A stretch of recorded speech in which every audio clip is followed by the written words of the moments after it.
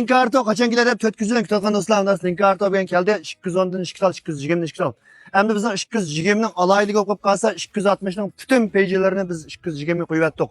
Endi mishqa mush bo'rtqanlik uchun, mush bo'rtqan do'stlarga 260 opma o'xshash qilib, mayli biyanchang bo'lsin, mayli oldi chancha bo'lsin, opma o'xshash qilib 220 ishlab chiqardik. Mana ko'ryapsizlar bo'ldi. Egirligi haqiqatan egir ha balla. Choqlarim cho'nchoq, oldi chanchalarim qolsa, Go'xoning aysuvi chiqqan eng cho'ng chanchasi. Mana 210 miz o'qib qolsa 210 nechtonni keldi balla qala 8600 kilo keldi ha 210. 210imiz mana 520 shaxs bilan kengchoq. Endi tochaqmi deb so'ramanglar. Kengchoq, jupchoq chiqmaydi, taqchoq, lekin kengchoq. Ko'ryapsizlar bu sirlarimiz o'qib qolsa alaydi sir mana.